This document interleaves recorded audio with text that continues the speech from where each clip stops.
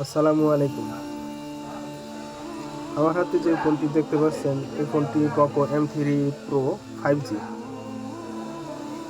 অথবা আপনারা যদি এই সেম মাদারবোর্ডের কাজগুলো ধরে থাকেন তো Redmi Note 10 5G সেম মাদারবোর্ডে দু ব্র্যান্ড মানে একই ব্র্যান্ডের দুটা সাব ব্র্যান্ড করা হয় কোম্পানি থেকে। তো এই ফোনগুলোতে বিশেষ করে একটা সমস্যা হয়। সমস্যা হলো ফোনটা চালু হয়ে থাকে, কিছুক্ষণ পর ফোনটা পুরোপুরি চালু হবে এমন অবস্থায় ফোনটা বন্ধ হয়ে যায়। তো বন্ধ হওয়ার পরে আপনারা যদি যেই হাই চার্জারগুলো আছে এটা ভিতরে কানেকশন করেন তাহলে দেখবেন যে 0.6 রিডিং টানতেছে।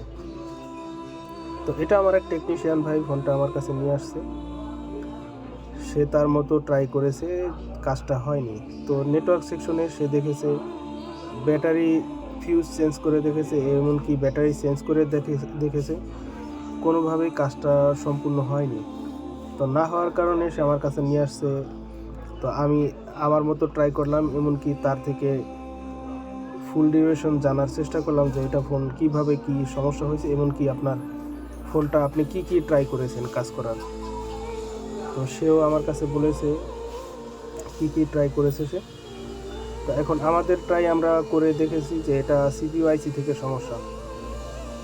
তো সফটওয়্যার ইস্যু অনেকে ভেবে থাকেন, এই কারণে সফটওয়্যারও দেওয়া হয়েছে ফোনটা সফটওয়্যার দেওয়ার পরও কাজ হয়নি। এখন আমি CPU ICটাকে খুলে তারপরে রিভলভ করে দেবে। তো অনেকে বলতে পারেন যে CPU IC রিভলিং করার ভিডিও তো দেওয়া লাগে না।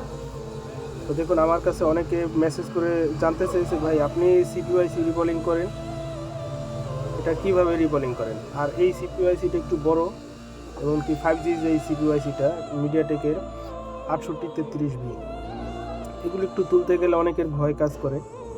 তো সেক্ষেত্রে আমি কত এয়ার দিয়েছি, কত হট দিয়েছি, এটা আমি আপনাদের সাথে শেয়ার করার জন্য ভিডিওটা করা। তো দেখুন আমার যে হট গানটা কুইকের 857 DW+, এটা আমি 360 দিয়েছি হট এবং এয়ার দিয়েছি 0.1 আর কি, পুরোপুরি এক দিইনি। তো এভাবে আইসি তোলা এবং আইসি লাগানো খুবই সহজ। তবে কথা হলো যে আপনি হট আর এয়ার এটা দুটো খেয়াল রাখলেই হবে না, আপনার হাতের অ্যাক্টিভিটি থাকার দরকার আছে। আপনি বুঝতে হবে যে এখন আইসিটা টান দিলে আইসিটা উঠবে, নিচ থেকে বলগুলো ছিঁড়ে যাবে না। প্রপারলি নলেজ না রাখলে তো আপনি পুরোপুরি ভালো কাজ করতে পারবেন না।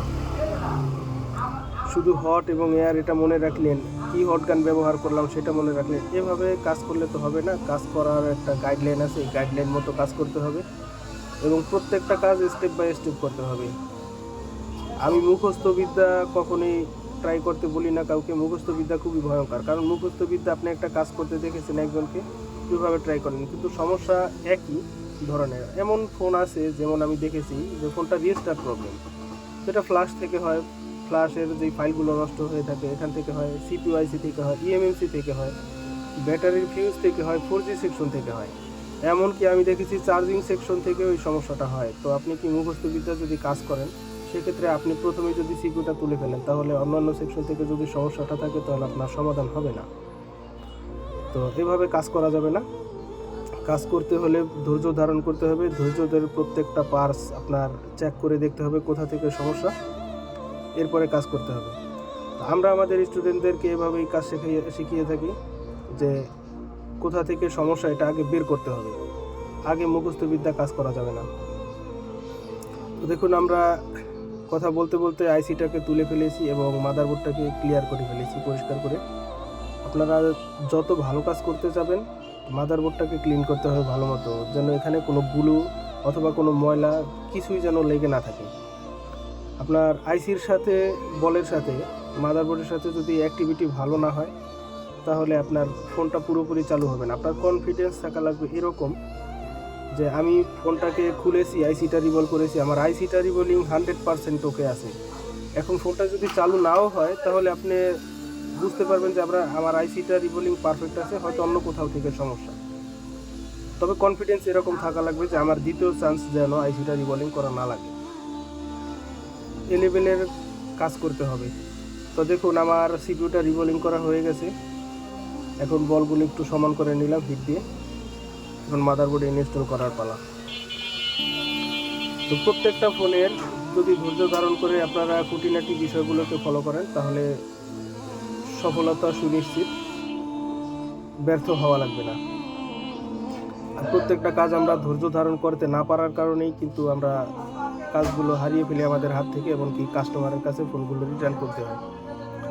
তো এইভাবে কাজ করা যাবে না, তাড়াহুড়া করা যাবে না, রিল্যাক্সে কাজ করতে হবে এবং কাজে ধৈর্য ধারণ করে কোথায় সমস্যা, কিভাবে কাজ করলে সমাধান হবে নিজে নিজে ট্রাই করতে হবে। অনেক মেথড নিজে তৈরি করে বের করতে হবে যে কীভাবে কাজ করলে আমার সমাধান হবে, ওইভাবে কাজ করতে হবে। আরেকজনের শেখানো বলি আপনি যদি বলেন ওইভাবেই কাজ করবেন, তাহলে ওইভাবে কাজ করলে সব কাজ ওইভাবে হবে না। তার মতো সে করছে, আপনার মতো আপনি করার চেষ্টা করবেন। তো আমরা এখন আইসিটাকে ইনস্টল করে দিতেছি এবং আইসিটাকে একটু ধাক্কা দিয়ে দেখলাম যে আইসিটা লেগে গেছে। তখন মাদারবোর্ডটাকে ঠান্ডা করে মাদারবোর্ডটা বডিতে ইনস্টল করে দেখবো যে ফোনটা চালু হয়েছে কিনা। তো এখন দেখার পর আমরা একটু দেখি, মাদারবোর্ডটাকে ঠান্ডাও করে নিলাম।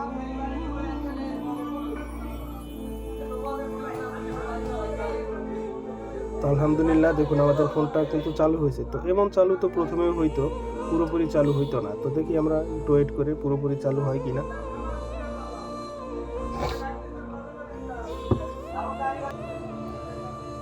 তো আলহামদুলিল্লাহ আমাদের কাজটা পুরোপুরি হয়েছে, পুরোপুরি চালু হয়েছে। তো মডেলটা একটু দেখানোর চেষ্টা করি, দেখি যে সেটিংয়ে ঢুকে।